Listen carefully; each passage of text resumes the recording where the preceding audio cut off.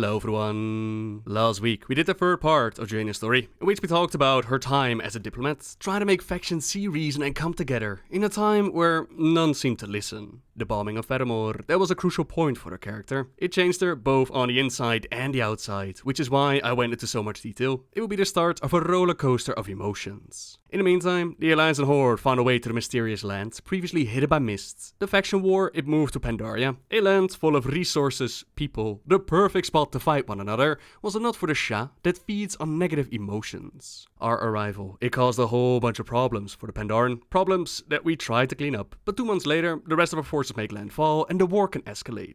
Garrosh has no intention of giving up his dreams for conquest and will do anything to make it so, including the use of an ancient artifact called the Divine Bell, which allows you to harness the power of the Shah.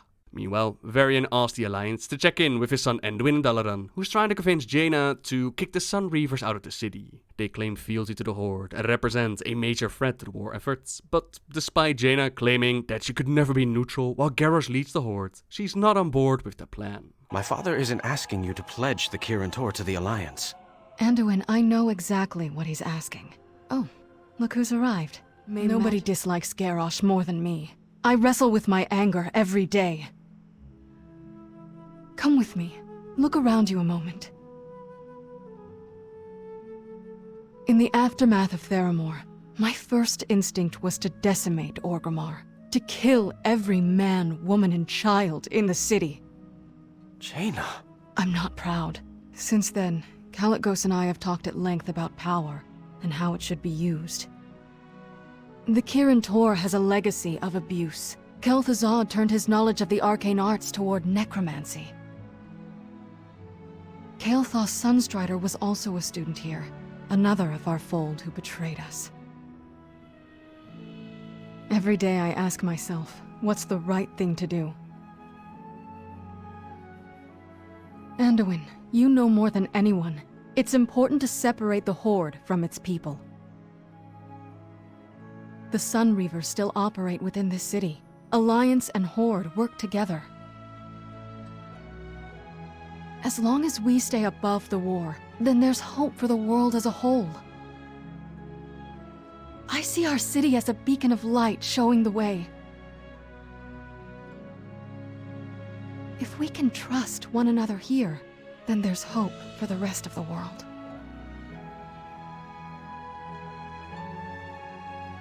I understand. I'll talk to my father. Thank you, Anduin. She sees working together here in the city as an example to the world and understands that the Horde, it does not mean all of its people. She's right about that, as more and more voices are starting to rise up against Garrosh. He won't let his people starve to death in the desert. He will stop at nothing to ensure a proud and glorious future for the orcs, and anyone with the courage to stand with them. Some cheer on their war chief, but others, they believe that this isn't right, that this isn't what it means to be Horde. When Vol'jin and Expedition finds the power to shape flesh and build warriors, he can feel that this is the blackest of magics and he speaks out. This is not what the Horde is about, and as a reward, he gets stabbed in the neck. We are able to save his life, and Vol'jin would spend some time recovering, but not everyone agrees with his mindset. When Thrall is asked to help out, his own people don't even listen to him anymore. It's Garrosh that is the war chief now, willing to do anything that it takes to claim what he desires. If that means mistreating a couple of blood elves or using the dark powers of the Shah, something that Varian and the Alliance they actually reject doing, then so be it. Despite people trying to reason with him, he listens to no one but himself, pushing people like Lor'thmar to consider old alliances. The war chief's hold over the Horde is definitely weakening, but the time to openly rebel against him is not quite there yet. Speaking out, that could mean the end of them, so they follow his command and search for the Divine Bell. It's the Alliance that tracks it down first though. They can't even imagine the atrocities that Garrosh would commit if the bell were to fall into his hands. So they decide to hide it away within Darnassus, to study it and keep it safe. But the war chief isn't about to let his prize get away. Horde heroes are recruited to infiltrate Darnassus. It's taken them a great deal to get through Jaina's traps, and the Sun Reavers, they're risking their neutrality by assisting the Horde. Which means that we have to be on our best. We have to be very careful not to get caught or detected. The bell is located and transported to Silvermoon, while Fanlir Silverthorn, he stays behind to clean up our tracks so that Proudmoore doesn't discover our involvement. Seems like he could have done a bit of a better job though, since Jaina, she finds out and isn't exactly happy. Oh no, the bell! I had Darnassus locked down. Every fumbling rogue that tried to sneak into the city, I caught them. I snatched every two-bit charlatan that attempted to teleport through my tracks. They couldn't possibly have gotten through. This was an inside job. Somebody inside the city has the bell, unless... No. These portals connect to Dalaran. That means the Kirin Tor. My own Kirin Tor helped the Horde commit this atrocity. I will not be betrayed again. Those responsible for this will be punished. Aethys Sunreaver!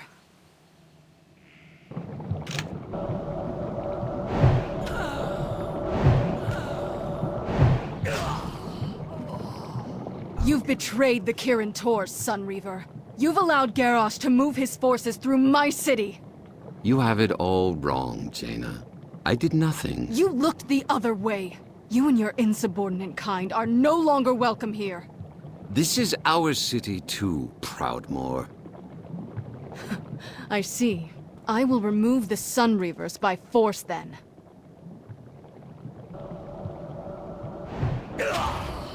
You, Aethys, will be coming with me. It's funny that a piece of the story is missing and never made it into the game, which they were actually quite happy about, since it caused a whole bunch of discussions and debate. This is a bit of information given about that missing story by Sarah Pine, one of Blizzard's writers. When you were stealing the bell from Darnassus, Aethys was supposed to find your portal, follow you in and go, "What are you doing? You can't use Kirin Tor resources for the war efforts." And the orc you're with, he gets nose to nose with him and says, "You'd better decide where your loyalties lie, elf." And Aethys then slings back through the portal to Dalaran, saying that he saw nothing. For too long, she has toiled to mend fences between the Alliance and the Horde. Time and time again, she has given the Horde the benefit of the doubt. And time again, they stab her in the back. She refuses to be betrayed again. If the Horde intends to use Kirin Tor as a weapon against the Alliance, then they have no place in Dalaran. She, together with Verisa Windrunner, leader of the Silver Covenant, who has lost her husband Ronan at Theramore, they strike out at the Sunreavers. Not all were in on Garrosh's plans though. Some didn't even know what was going on, but they no longer cared. Those that did know, those that followed the Warchief's orders, they had sealed the fate for the rest of them. The Sunreavers that comply, they're teleported to the Violet Hold, but those that resist, that put up arms, they are put to the sword. None are allowed to leave the city, so the Dragonhawks are either put to sleep or slain. Even some of the shopkeepers are put down, while the Horde, they work on evacuating the Sunreaver citizens. They strike back at the Silver Covenant, and the Alliance troops stowed away near Antonides Memorial. They save Aethys and make their escape, but neither side is particularly happy on what went down. Aethys, you're alive. Thanks to this hero, a few of us made it out of there. Many more have been sent to the Violet Hold. Will someone tell me what is going on in Dalaran? Proudmoore. She's gone and expelled the Sunreavers from the city. She's purging the Horde from the Kirin Tor. She's gone too far. I'm certain the Alliance can move their war mages through the city at will. That human witch! When will they learn? When will they see that the Horde exists because of the Alliance? Because of their prejudice and their bigotry? They force us ever closer to Hellscream's Horde. My lord. Alduran, summon the Rangers. Romath, assemble the Blood Magi and add the Sunreaver's strength to your own. We Sindori will take our future into our own hands. And get this damn thing out of my sight. Hellscream bought his treasure with the blood of my people. I hope it destroys him. Jaina, what's happening in Dalaran? Has there been an attack? The Kirin Tor was betrayed from within. I've handled the situation. How? I've purged the Horde from Dalaran. You have what you wanted, Your Majesty. The Kirin Tor belongs to the Alliance. But you said that... I know what I said. My trust was misplaced. What of the Sindori? The Sunreavers? Those that surrendered are being taken to the Violet Hold. I make no guarantees about those who chose to fight. Jaina, you need to talk to me before you act. How I run the Kirin Tor is my business. I was trying to negotiate with the Sindori. I was opening discussions to bring them into the Alliance. By attacking their people, you forced their hand. They chose their own path. You've driven them back to the Horde. You're fooling yourself. Once Horde, always Horde. I see that now. I'm mobilizing the Kirin Tor. Jaina, we've got to work together on this. The Alliance must act as one. Don't get soft on me, Varian. The Kirin Tor has been pledged to the Alliance, but the negotiations between Varian and Orgrimmar, trying to get the Blood Elves to rejoin the Alliance, they've come to an end. There's still the threat of the Divine Bell though, something that Anduin hasn't forgotten about, while Garrosh displays the powers of the bell, the raw negative emotions too much to handle for most. The prince uses the harmonic mallet to stop him. Your interference has cost me a great warrior, young prince. You'll pay with your life! That is where you are wrong, Garrosh.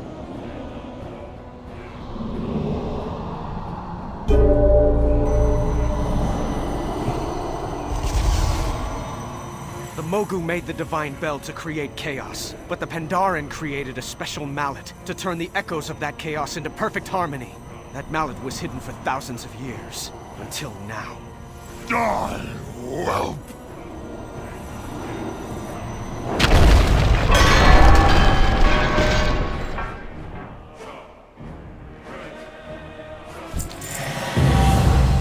There is much I do not know about this artifact. The weak-willed cannot control this Shah energy, but I will master it. At least the human prince is dead. King Rin now knows the price of his continued defiance. Leave me. I have much to think about. I will let you live, so that you can tell your king of the price of his continued defiance. Garrosh attacked my son? Where is he? Anduin! Oh, Anduin, what were you thinking? I should have sent you back to Stormwind. He's alive, but his bones are shattered. Send for Velen. Bring him here at once. My king, I promise you, the Kirin Tor will come down on Garrosh so hard his ancestors will reel. Blood will pay for blood! Jaina. Anduin will need some time to heal, while the war against the Alliance and Horde continued. Their attention was drawn by the resurrection of Leishendafan the king, a threat that could not be ignored. On the Isle of Thunder, the Kirin Tor offensive, led by Jaina Proudmoore, and the Sunreaver onslaught, led by Lorthmar Faran, they did their best to put a stop to the Thunder King's plans, while also fighting with each other. Step by step, we took more of the island, carved our way to the Throne of Thunder, and after weeks of fighting each other on the island, the final showdown was about to begin. Lord Zu, the Alliance, the Horde, all chaos is about to erupt out here! Oh, like children. Toshi! Hand me my weapon! My lord, you are gravely wounded. My weapon! Champion, with me. I want you to see this. Hand over the Archmage, and I may yet allow you to walk out of here, Lorthamar! Proudmoore! You will release my people from the Violet Hold, or I will cut you down myself! Your people are legitimate prisoners of war! They orchestrated an attack on Darnassus, from my city! The Sunreavers knew nothing of Garrosh's raid on Darnassus! Enough! There will be no more bloodshed today! I see now why your Alliance and your Horde cannot stop fighting. Every reprisal is itself an act of aggression, and every act of aggression triggers immediate reprisal. They have must protect undermined my sovereign every people. attempt at peace! Silence! You must break the cycle! It ends today.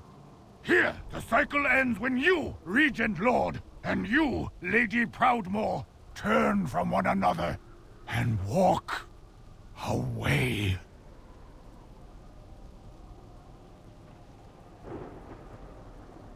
Rangers, lower your weapons.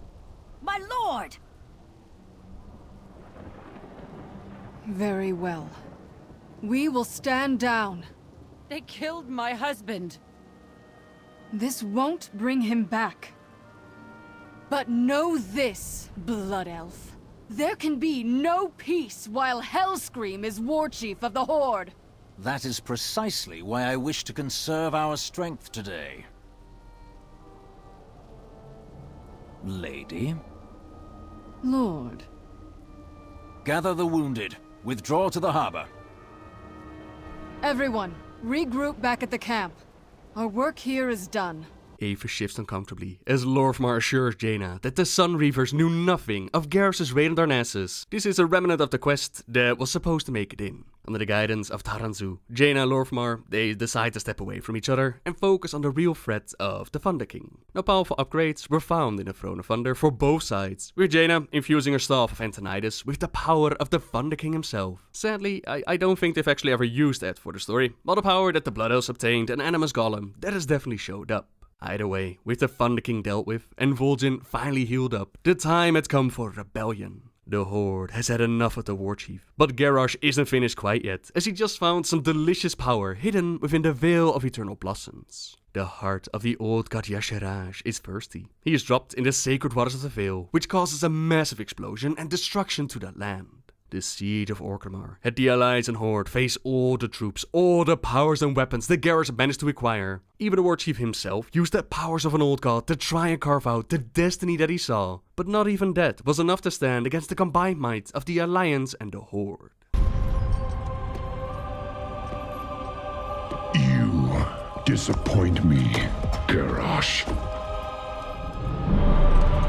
You are not worthy of your father's legacy. His punishment is not for you alone to decide. I won't let you take him. We have all suffered from his atrocities. My people, more than any other.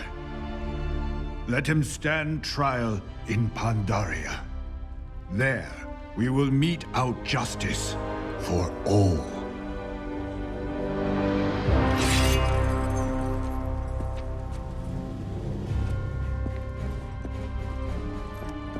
Ugh, look at them. Already they plot against us. Seize this moment, Varian. Dismantle the Horde. Guardsmen!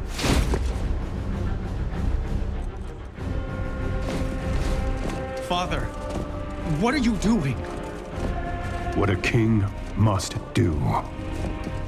I will speak to your war chief.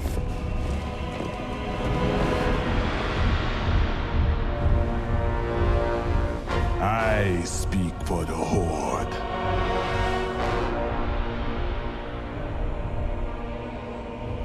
Very well. The Horde has committed heinous crimes, Vol'jin.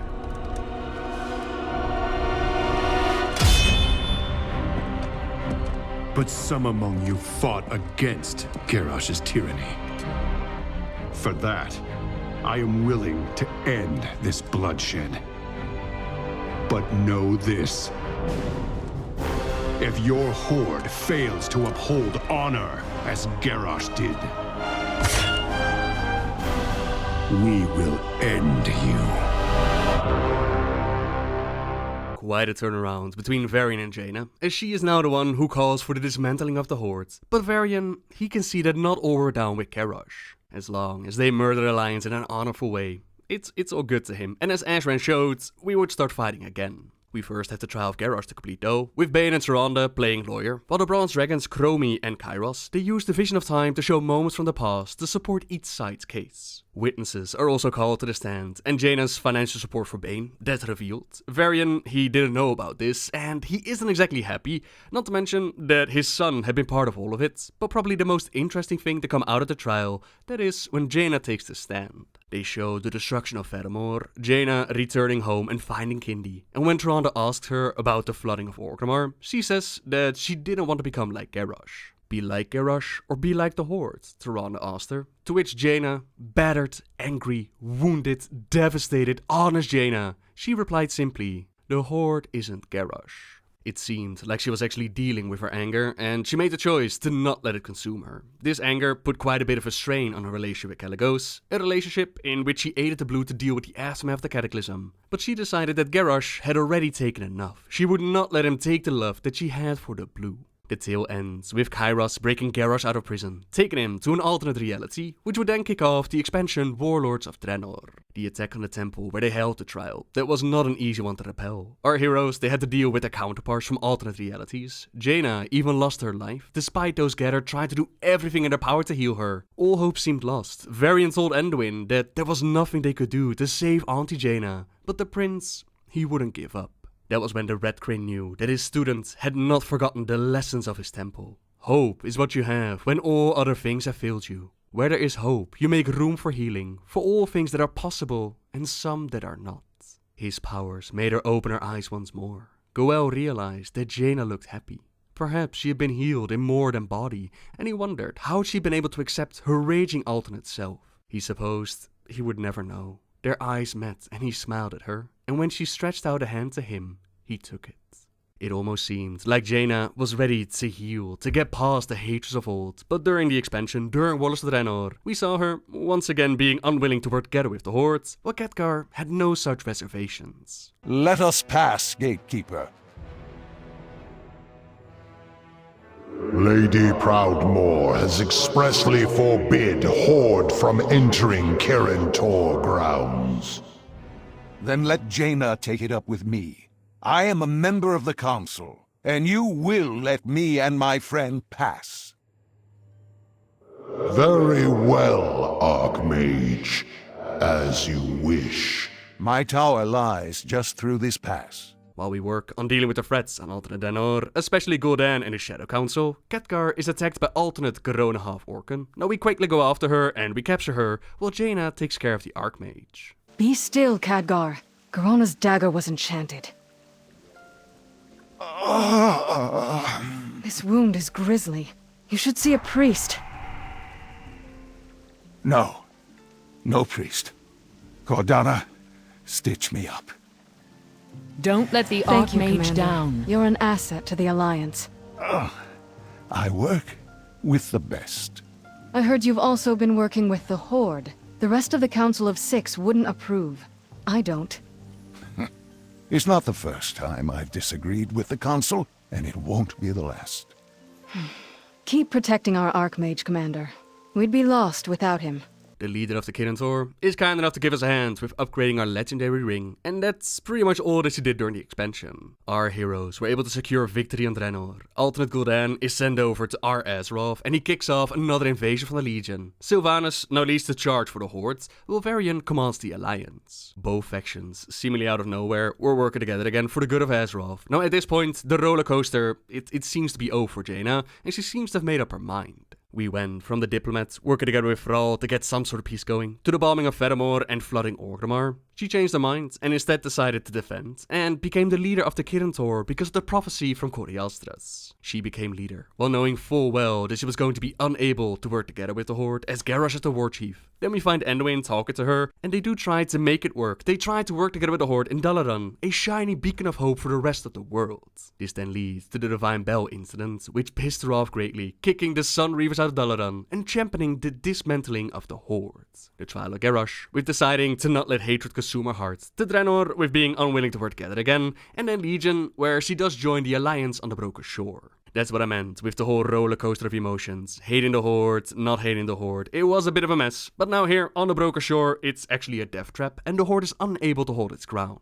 They cannot die this day, so Sylvanas is forced to call the retreat, which appears to the Alliance as a betrayal. Varian is forced to sacrifice himself to give the troops a chance to escape, and with the death of the king, a great burden is now placed upon Anduin's shoulders. His father was a great strategist, yet his armies crumbled at the Broken Shores. How can he succeed where the wolf had failed? But Velen reassures him that he does not stand alone in this battle, and Tyrande actually compliments him for his wisdom of accepting the Illidari into their ranks. Jaina, however, she reminds them all of the Horde's treachery. It's time to bring them to heel like the dogs that they are. Theramore, Dalaran, and now again they're betrayed by the Horde at the Broken Shore. But the others, they don't see it that way. They can't fight a war at two fronts. They need the Horde's strength in the battle against the Legion. But Jaina disagrees. She believes that to fight alongside the cowards who betrayed his father and left him to die, it would dishonor everything that Varian ever stood for. Dalaran will protect the Eastern Kingdoms, but she will not allow the Horde to set foot within her city. The city is then moved to Deadwind Pass to have a better position while defending the Eastern Kingdoms. The journey, it didn't exactly go without complications, as we see citizens stuck in a wall, while the recovery specialists, they're trying to help them out, but that's not what we're here for. We're here to assist Khadgar as he tries to make Jaina see reason. They cannot fight both the Horde and the Legion at the same time. Azeroth will have to be united in the coming war, and for the Kirin Tor to fight at its full strength, the Horde must be allowed back into their ranks. But Jaina's not having it. The Horde obliterated Theramore. They left him to die on the broken shore. Again and again, the Horde has proven to be monsters. Cowards. She will never let them back into the city. But Khadgar, he's made his case, and he respectfully asked the council to vote. Jaina warns them that if they let those vermin back into the city, she will not be counted amongst their ranks. And against Jaina's wishes, the council does their votes. They vote to let the Horde back in. Only Ensign Runeweaver agrees with Jaina's views. And with that, she leaves the Kirin Tor behind, while Khadgar, he steps up as their leader. We wouldn't see her for the remainder of the expansion, but as it turns out, she's been busy fighting the Legion on her own. She depended on no one, and no one depended on her, while the rest of us, we worked on her order halls and kicked some Legion booty. With battle for Azeroth soon upon us, Jaina will return to the front. As the war between the Alliance and Horde, it flares up again. She's been spending her time searching. She knows how dangerous hate can be, and she doesn't like what is done to her, but she doesn't know she can still change. She knows what she's against. She knows what angers her, what drives her hate, what she doesn't want. But she doesn't know what calms her, or what she loves, or what she does want. That's going to be part of her journey. We'll also have to deal with the choices of the past, stepping away from her father Dalen, which her people back home at Kaltiris, they can't really appreciate. Beware, beware, the daughter of the sea. I heard, across a moonlit sea, the old voice warning me. Beware, beware, the daughter of the sea. Beware, beware of me. The daughter of the sea is returning home, but that's a story still waiting to be told. For now though, I hope I've been able to give you a better understanding of Jaina's character, where she started from, and what happened to her that changed her. Where might the character go in the future? Well, perhaps the answer that they gave at BlizzCon, it could give us a bit of an insight as to what Blizzard themselves think of the character. Jaina's complicated, just like any other character. She's as evil as I am. Bad example. How evil are you? That's these guys. So look, if I'm Jaina, right? As a character, Jaina is racked with regret, right? Looking over her past decisions and the things that she's done. Responsible for the death of her father. Potentially responsible for what the Horde is today as a result of that. What could she have done differently at Stratholme? Could she have saved Arthas? What about the battle for Undercity? So if you kind of unpack all of that and break all of those things apart, it's left a character that has some damage. And then not even speaking of Theramore. So one of the things we're going to do is explore that damage, explore those decisions with Jaina, and try to understand how she got to be the way she is, and hopefully pull her out of it. So no, she's not evil. She's conflicted, and it's something we absolutely want to explore. And with that, I think it's about time that we wrap up this video. It's been quite a while since I dove into such a massive character, and actually been a lot of fun to try and get as much detail in as I could. Hope you enjoyed it too, and as always, thank you very much for watching everyone. Subscribe if you like my videos, leave a like if you enjoyed this one, and until next time guys, see ya!